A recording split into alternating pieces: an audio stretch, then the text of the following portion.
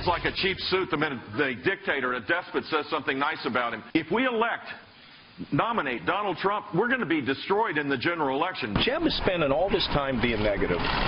Does he worry at all about his legacy? Everything is trashing people. I mean, even Trump, I read today, Trump's like, you know, all this guy does is attack. Donald Trump has zero foreign policy experience. Negotiating a hotel deal in another country is not foreign policy experience.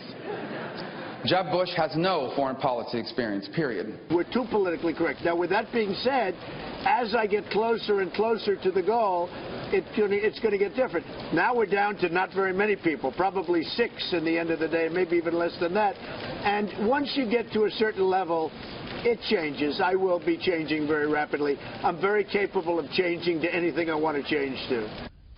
Well, that comment raised some eyebrows. Donald Trump on Twitter today, as he often is, talking, I guess, about the conservatives, saying, remember, it was the Republican Party with the help of conservatives that made so many promises to their base but didn't keep them. Also today, an endorsement from the co-founder of Home Depot, Ken Langone. He is now supporting John Kasich. He was a supporter of Chris Christie, who's now out of this race, but now is supporting John Kasich, the Ohio governor. We're back with the panel. Charles. Well, that last switch of endorsement, if it sways 10 people, I'll be surprised. Well, it sways money, perhaps. Perhaps. His own.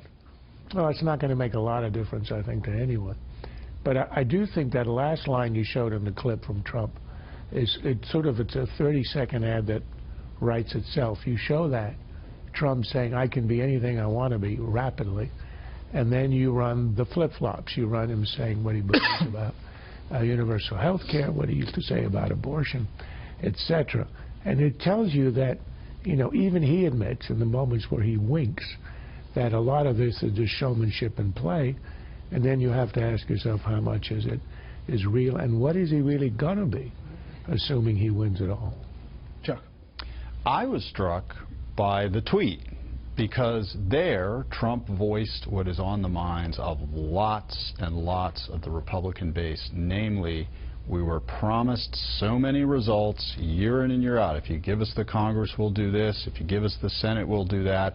And we didn't get any of it. And that is a powerful belief on the Republican side. By the way, it has an analog, if you like, on the Democratic side. A lot of people there say, I'm for Sanders because he'll finally deliver that progressive agenda that Obama couldn't deliver. And it's interesting to see Trump now explicitly tapping into that, because that was Ted Cruz's line. And by voicing that in that tweet, he's competing with Ted Cruz for that sentiment. That is what you hear a lot. You know, Washington doesn't work, blow it up. Not, I'm 100% behind everything Trump says, but he definitely is going to stir things up. That's what you hear. And I think that's also why you can talk to people who are single-issue voters normally, and you can point to evidence where Donald Trump has been completely against their issue in the past, or maybe even now on ethanol or something like that, and it doesn't matter. They don't care. He's not an issue candidate to them. He is an expression candidate. He is a screw you Washington candidate. And obviously it's been very successful. All right. Meantime, Ted Cruz wasn't on the trail as of earlier. He has an event, I guess, tonight. He has an ad against Marco Rubio that has hit the airwaves. Has anyone else here struggled with being lied to? Well, I voted for a guy who was a Tea Party hero on the campaign trail, and then he went to D.C. and played patty cake with Chuck Schumer and cut a deal on amnesty. Maybe you should vote for more than just a pretty face next time. So that's one of many attack ads that we are likely to see, Charles, in South Carolina. Well, the season of the savage attacks has begun. I think, as you say, it began probably today. There's a good ad, I think, that Cruz has on Trump, in which he shows him as a doll, and he says, is this the guy you really want? So I think it's going to start. I think there's a little bit of exaggeration in the press, calling it a blood sport. They're wetting their lips. They can't wait for the blood to start to flow. It's going to be like any other state, except that what happens when the field narrows, you can actually hit a target, and it might actually help you. When the field is 16, it is useless to have an attack ad, because it does you no good. So we're approaching a season in which it will do them good. That's why we're going to see them. The interesting thing is it's starting to be written about that the establishment lane maybe isn't a lane, and that Ted Cruz is trying to claim the mantle of the person who can take down Donald Trump and the only person who can do it. Going into South Carolina, he's positioned in second in the early polls, one out today, but still far behind Trump.